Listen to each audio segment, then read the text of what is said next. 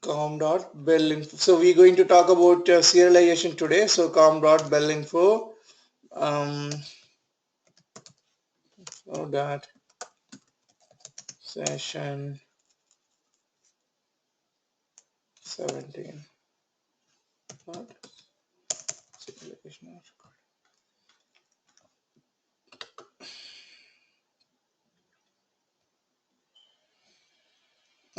There are concepts called serialization. Demo. So before writing anything, I'll just need to explain you guys quickly something. So if you write a program, right? When you write a simple Java class and you run it. So what happens when you run it? The moment you trigger run the program, what will happen? This is your RAM, and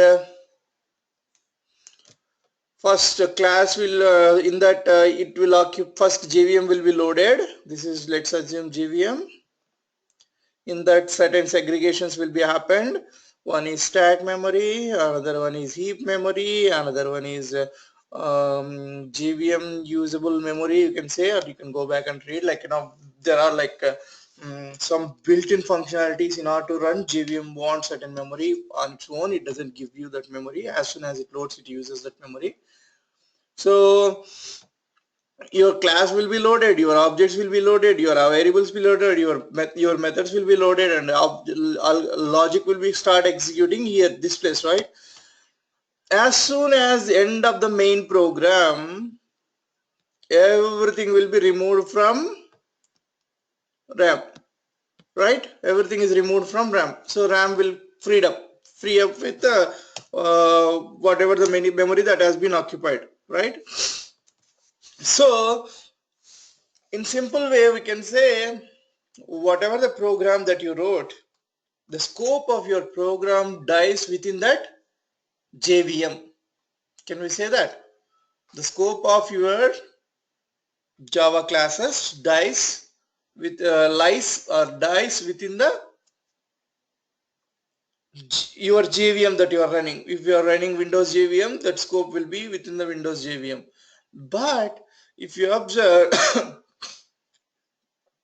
your data travels across the world, right? When you write a program, when you write a student program, when you write a movie program, when you write a what do you call it, website program, when you write a stocks program, your data travels, right? Somewhere, if you even I type here like Google stock,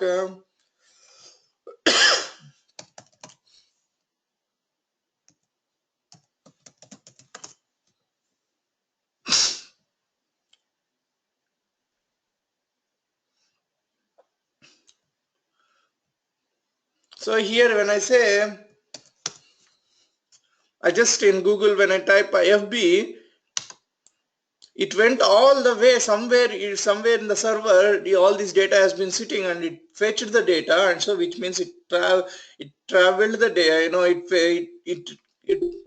Your FB keyword has been traveled all the way to the server somewhere in Virginia or somewhere in Seattle, and identified the FB keyword and tried to fetch all this information within the fraction of seconds, and then it displayed here, right? So which means your data is traveling.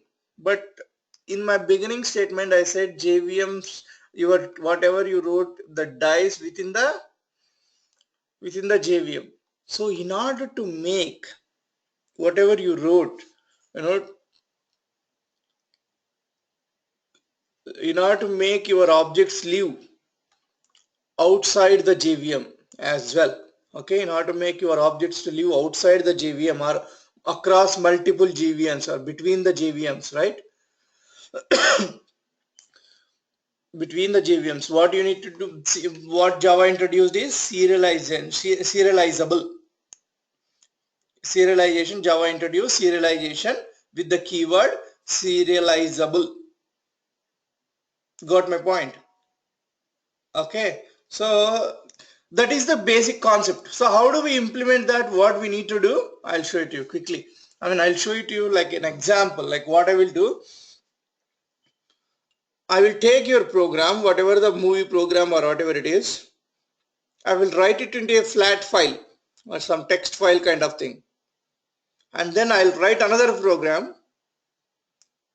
to read that file, which means I am sending outside the JVM by writing into the file, and I am reading from outside to inside the JVM using another Java class. So which means my data is traveling. So my goal is to show, I can say simply, basically if you want to make a particular object to be need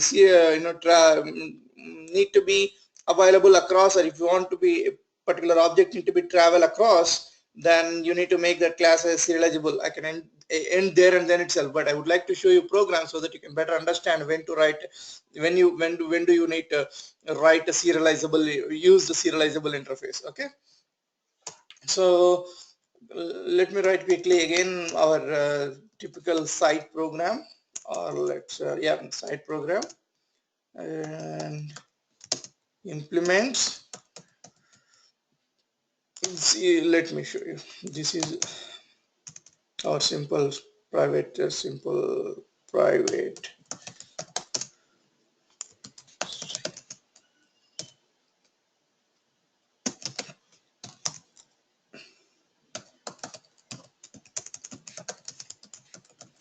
private string, private int rank. Let's go for rank.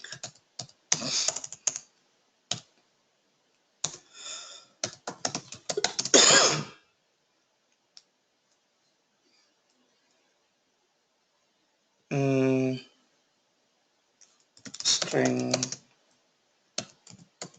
purpose. Nice. So next what we need to do? We need to generate the setters and getters.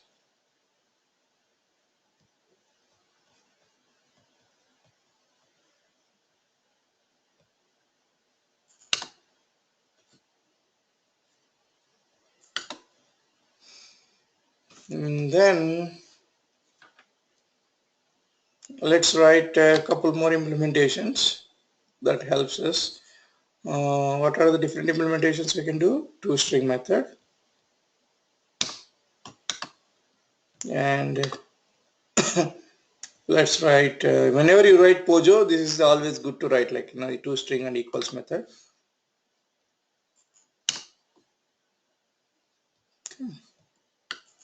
So my website object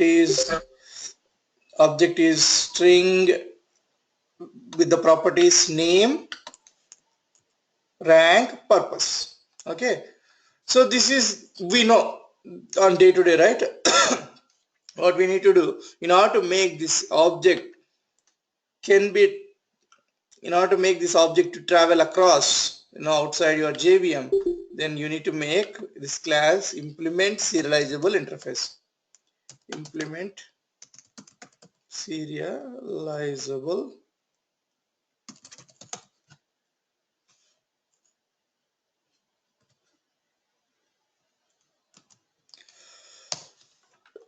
implement serializable. Okay, so now this is eligible. Okay, so how do we test it? How can I test it? You may have doubt, how can I test it? This is the way. So yesterday we wrote a program for the string, right? Files, right? File name site.txt. And how do you get the path? String absolute path equal to system dot get property of user dot dir. String full path abs path plus file path separator plus file name. Yesterday we did this thing, right? Now what I'll do, I'll create a website object. Okay, all our goal is to how our data will travel, right? We need to see, right? So website, new website.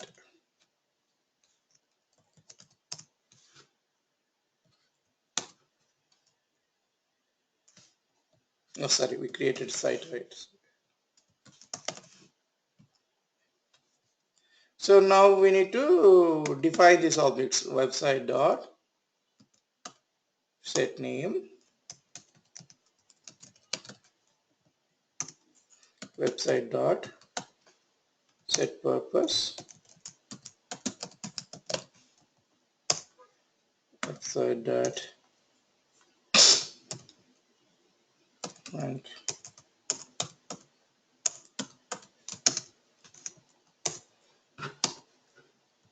Okay. Now this object we need to write it into a file. We know how to write, right? So there is one more way of writing try block is using try. Generally you write try block like this, right? Try and catch, right? So whatever the kind of exception you expected, you will write here, right? Instead of that, what you can do, I mean, and then what you do is, like, whatever you statements you opened, you will close it in finally, right? Like, and finally you will close it, like, close of file input stream, a file input stream dot close, all the stuff, right? So instead of writing this close statements in finally, they in Java 1.7, I guess they introduced a new way of doing it. So you don't need to worry about writing, which one to close. So whichever the closable statements, so file output stream is something which we need to close at the end of the program. Okay, at the end of your, once you're done, you need to close file output stream or file input stream. So this is how we write it.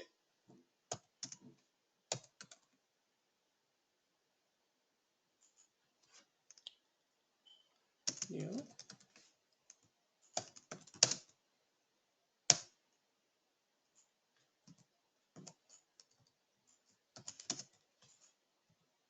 And same way, semicolon.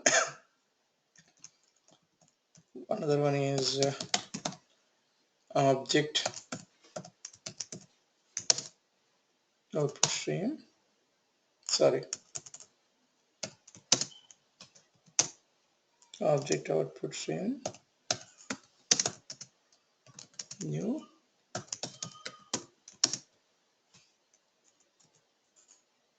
file output.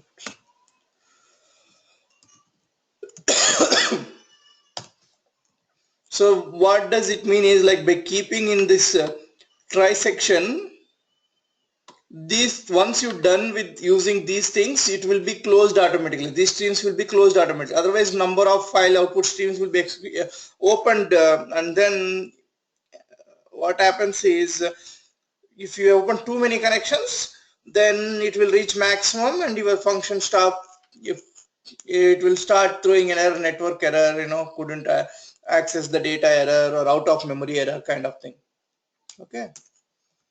Now output stream dot, all you need to do is write, you need to write this object into what object you need to write, output stream into what kind of object, website object you need to write. Okay, and then you need to flush it. Done. So this is where we are expecting some exceptions. Let's add those exceptions. What kind of exceptions we can expect? IO exceptions.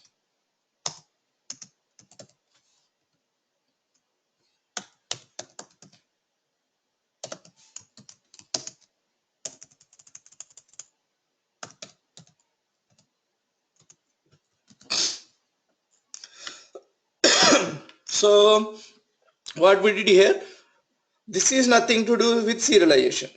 Okay, this is nothing to do with serialization. What we did, we just created an object. Here we just created a file which we just trying to create an file kind of thing, right?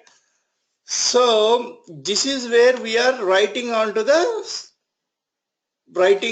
your hard disk from your RAM using file output stream and object output stream by passing the object that you created into, and we are conveying like write this object onto this file, write this object into this file, so that once you write it into, there will be a file generated. You can use that file. And if I send it to you in email, and if you write another program to read that file, you can read this full object. You can read this object with Google searching and rank. So somebody will set the value, somebody can use it. You getting my point? So let me run this program. What will happen? This is where we are, right? Yeah.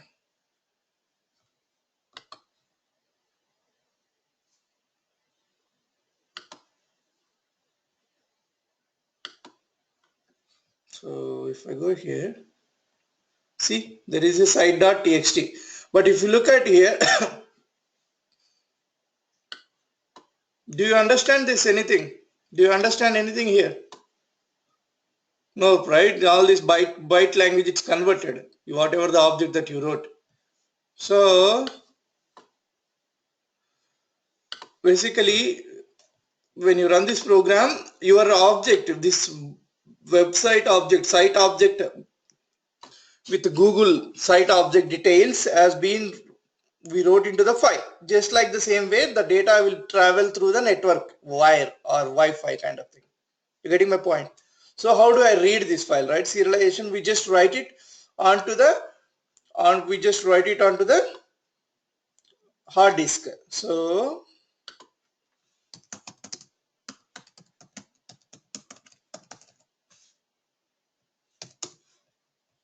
did I have serialization topic here?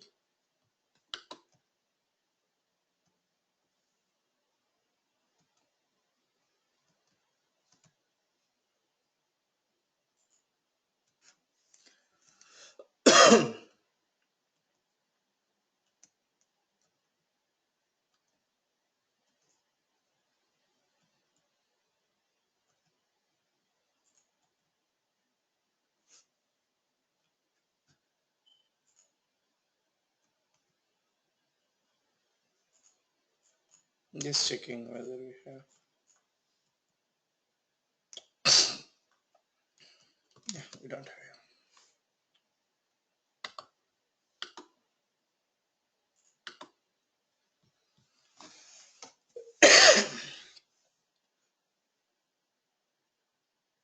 Yeah. So serializable objects is, to serialize an object means to convert its state to a byte stream, so that byte stream can be reverted back into copy of object. So as of now, we convert it into the byte stream, which means writing into the flat file.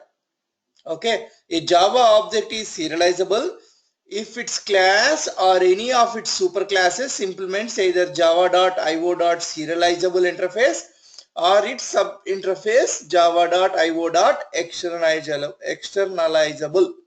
Okay, deserialization is the process of converting the serialized object back into a copy of object. This is something we need to do. Deserialization, as of now, we serialized an object into a flat file. Okay, so now you need to deserialize that object, whatever you wrote it, into um, Java object. So how can we do that? Let me show you. You understand what is serialization and its definition? So go back and read a pure definition, what exactly it is. But whatever I said is more easy and practical way of understanding.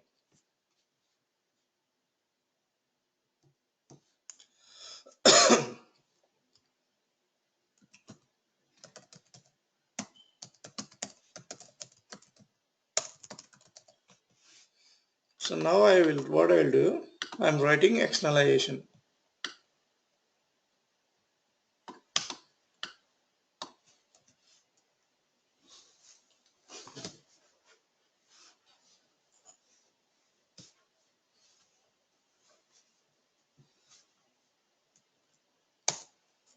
Let me see if website is available here.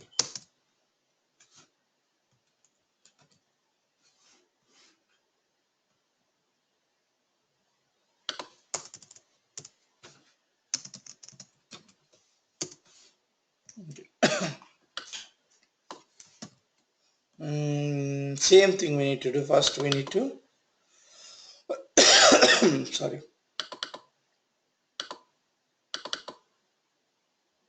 we need all this stuff.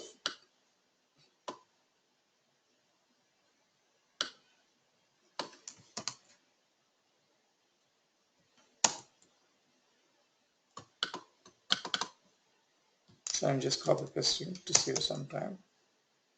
Here again, now earlier we wrote into the server, right? So file output stream. Now we are reading, right? So what we need to go?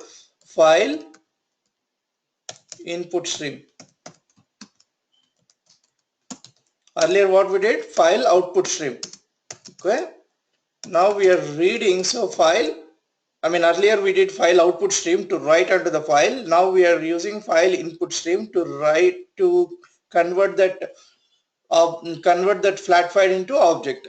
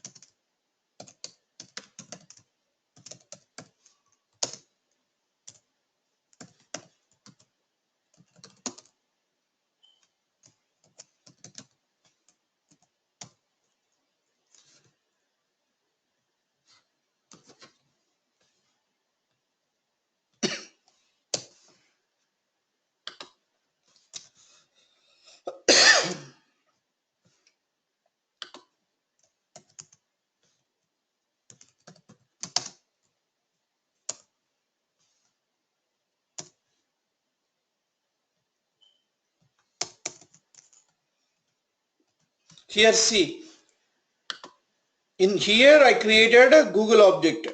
I have no relation here Google object, but I am going to access through the file, not through this Java class. This Java class serialization demo, what it does, it simply reads this object and writes onto the site.txt file. So it already done. Now I am reading from site.txt file.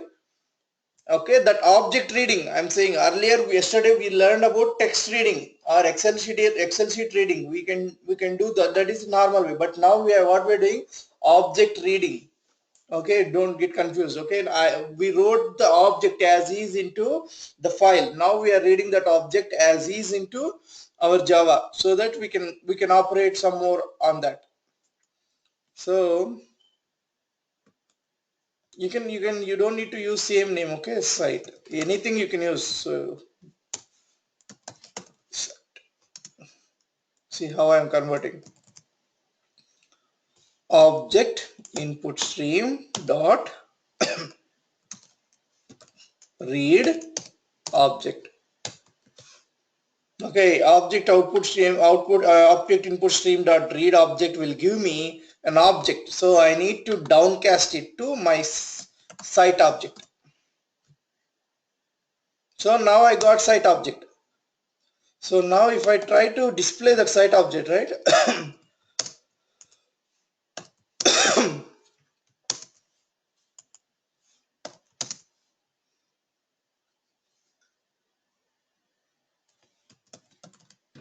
See, you can see all the values that has been I stored through Google related values here when I run this program.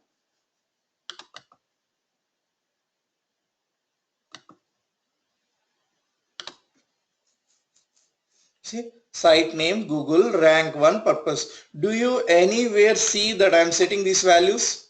I am not accessing from another object class. I am reading from the text file where serialization demo class has been wrote Google object. From there I am reading that object details. This is called deserialization. So there is one more keyword that you guys need to understand. You guys understand, I believe, right? So whenever you're writing an object that travels, okay, whenever you're writing an object, so basically stock related, all the stock object you need to implement serializable. If you write a website, you need to implement serializable. If you write a library file, you need to implement a library object, implement serializable. Okay, remember. So there are certain sensitive data which you don't want to serialize. Let's say you are reading personal data. Okay, so if we, let's say you are writing some personal data, and you don't want to you don't want to you don't want your certain data to be traversed across. Let's say in this case, yes, where is site up? Where is subject object? Okay, in this case, for example, generally, right, so in the student so any person's data, they don't want to. Social security number is more secured one, right? They don't want. So you need to be careful when you are making those kind of data to be sending it to across. When I type my name, here, I may get my name, my Twitter ID, my Facebook ID, all this stuff, right? But I don't get my social security number. Even some system may having, right, like my SSN security, SSN security system may have, or US department may have, or income tax department may have, IRS may have. So these many systems is having my SSN number, but when I try to access it, I'm not going to see it here, right? Because those kind of data, they won't send it across. So what they will do in order to, so in simple way, if you want to make any particular, variables not to be serialized, then you make that variable as transient. So let me say, if I make this string as transient, I mean, my purpose of the site is, if I make it as transient, okay, if I make this string purpose as transient variable, then it is not going to be, even though it is implement serializable, this variable value is not going to be converted into the byte streams, not going to be written into site.txt file. This searching keyword, you don't get it. So let me show it to you. So I'm going to run this program. So now now the text file may got updated. So I'll go back externalization. If you look at here, you are getting purpose as null, because the purpose is not stored in the text file, because you made that variable as transient. You got my point? So that is about serializable and transient. What else we have?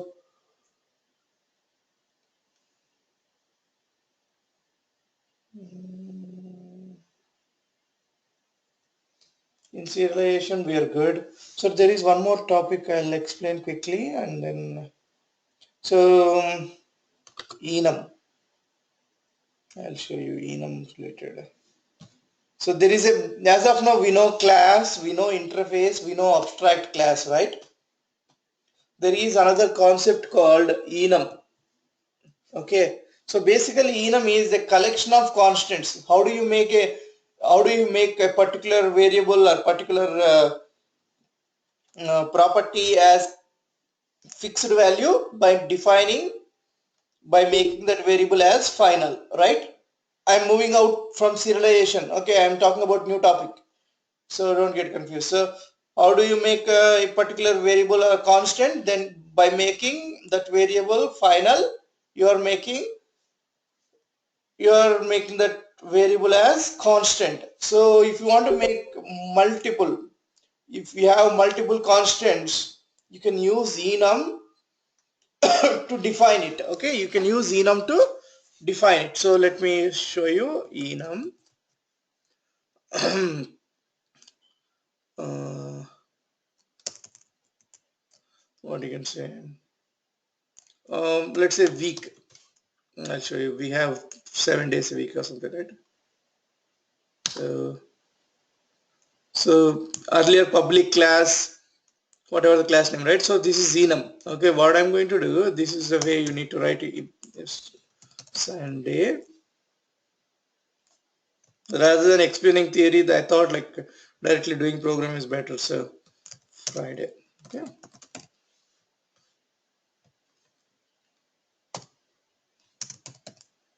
Monday.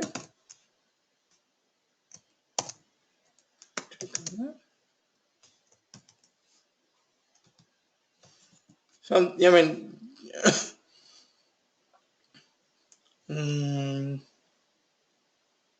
something you can define lazy day. Okay. Tuesday. 3. Lazy 2.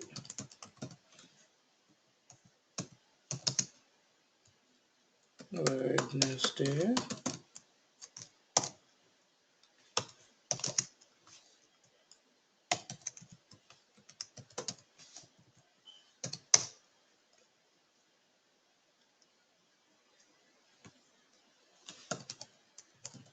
Thursday.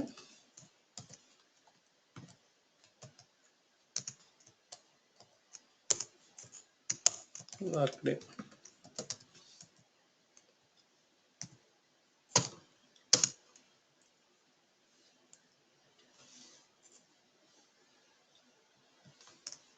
You need to keep this string, right?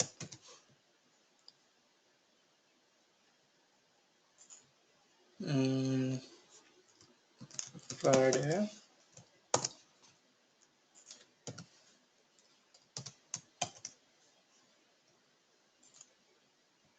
Fun.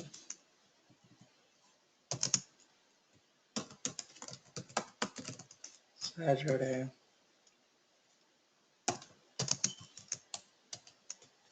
Thanks. Okay. So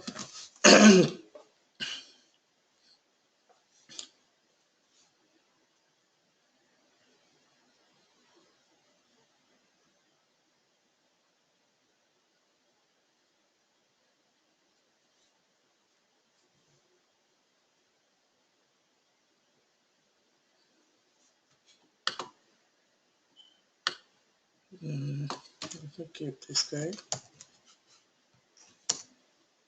So basically, if I define a week, right? Week and today,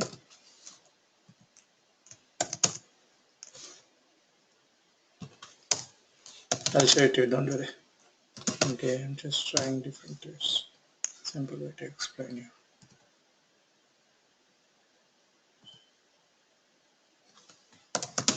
Start day equal to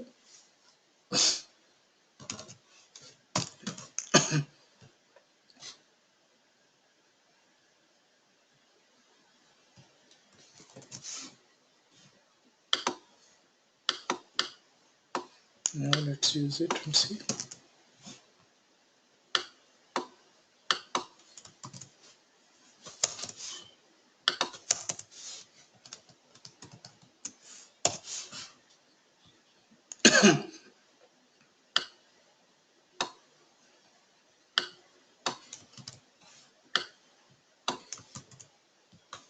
There is another constructor because it is two-way constructor, right? So today, comma, string describe, something like that. Okay.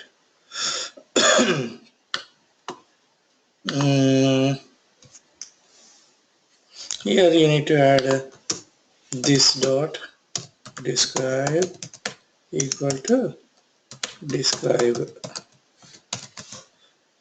Here you need to have another variable string describe. Don't worry, I mean I'll explain. Let me execute this program. Public and you can write something get there and somebody else get there.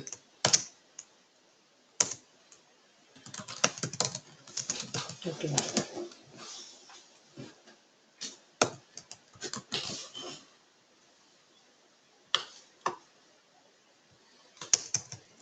Here this is the enum we defined. Now I'll ask public class enum demo. Okay. Here I need a public static main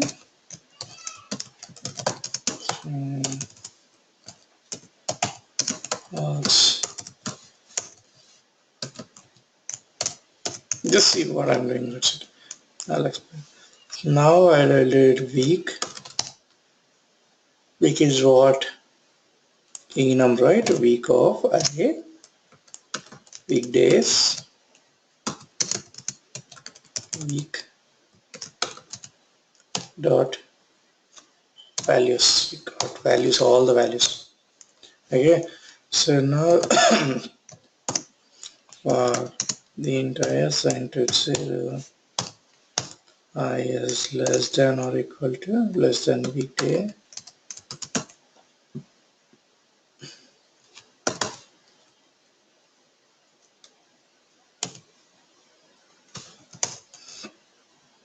Plus plus.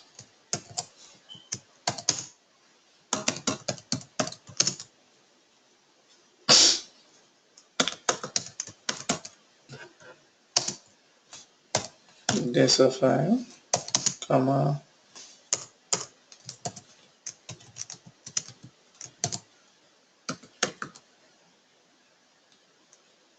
weekdays of I dot get day. So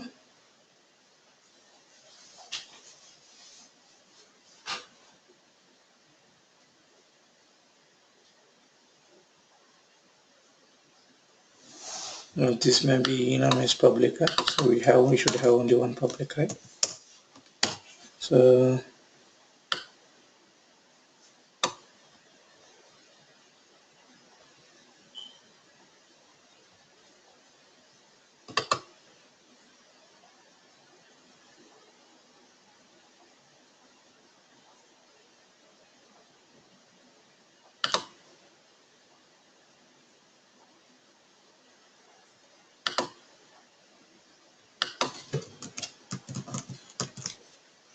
I'm just creating nothing, don't worry.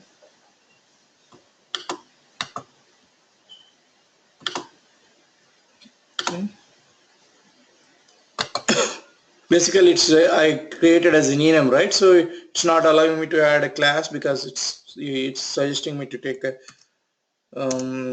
new class. So rather than that, just enum demo. Here what I'll do, I'll keep it. So now it is good. So if I run this program, right?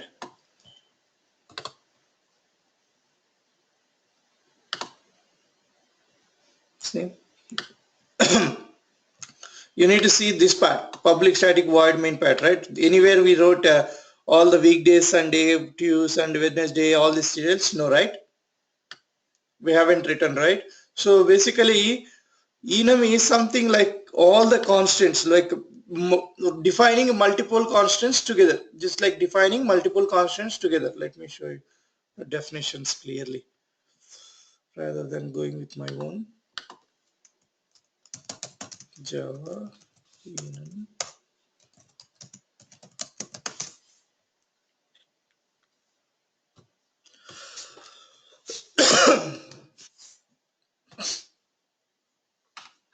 Yeah, so a enum is a special data type that enables for a variable to be set up to be set of a predefined constants.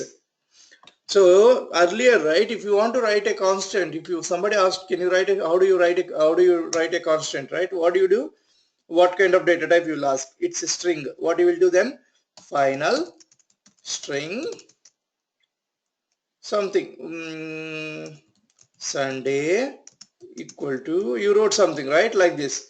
It is for one at a time, right? It is doing for final will take one at a time, but instead of that, if you want to make enum is a special data type that enables for a variable to be set predefined constants. Okay, the variable must be equal to one of the values that has been predefined for it.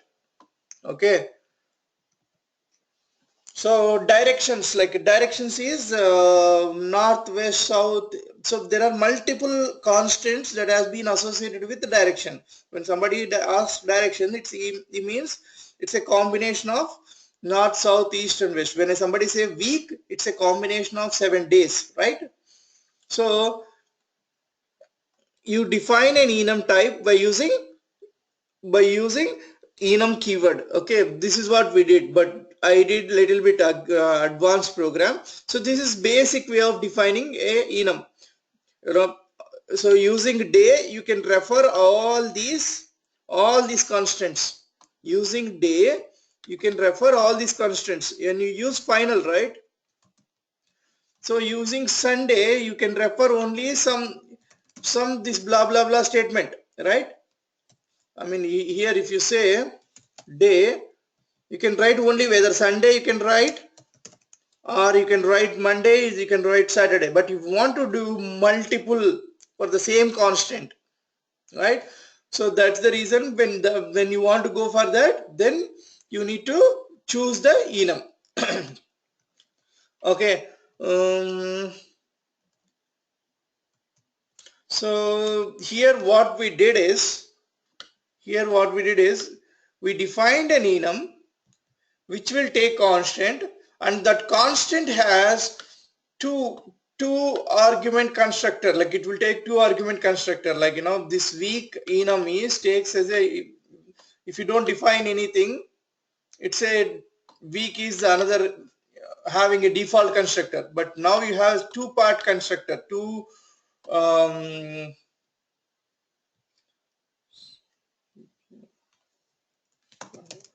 so this enum is having two-part constructor. So that's the reason we need to write one two-part constructor, two argument constructor. So each time when you pass these values, this will be initialized, all these will be initialized. That is the reason when you ask for week.values, you will get all the details of the weeks in the array. You will get all the details of the week in the array. Okay, and then you can ask, like, once you get week dot values, it will leave a list of an array with weekdays. So you can display weekday, and then what is the number of the day. If you want to display the purpose, the description as well, what you need to do, you need to write another method called public string get description something like that. Okay, return describe, and then what you need to do here,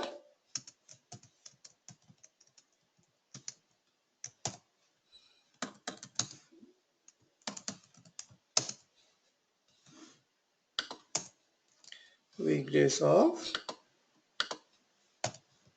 I dot get describe. Now see the result. See, Sunday one funny day. Okay, you can write another argument constructor. You can add, like, if you want, if you don't want, you can use single. If you don't want that also, you can simply write like this. Getting my point? So if you write like this,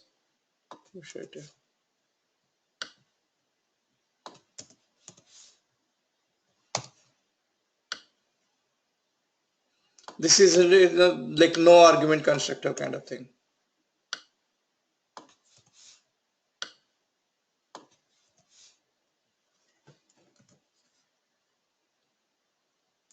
So you need, so one way is get rid of these two. So default constructor will be added. Okay. So nobody is going to get day, or nobody is initializing these two, right? So I can't get anything. So if I don't get, I can't access these values. All you can do is, yeah, week off. Now you get only Sunday, Monday, Tuesday kind of thing. See, Sunday, Monday, Tuesday, Wednesday. You getting my point? So all we're doing is, if you define an enum, so enum is a constant which can hold more than a single constant. In simple, simple term, if you want to mention what is enum, enum is a variable. Enum is a kind of a data type which can hold multiple constants. Okay, and then you can access whatever the way you want. Now if somebody says week, they need to be honored within these 7 days. They can't use blah blah blah as a week. You getting my point? Yeah, this is all about enum. Yeah, that's it for today. Tomorrow we'll take threads. We'll discuss about threads and synchronization tomorrow. Synchronization and threads. So with that, I'll say, like, we are good with core Java. I'll update some documents with Java 8 latest ones, and after that we'll take 2 days at least break, so that you guys go back and revise what we discussed.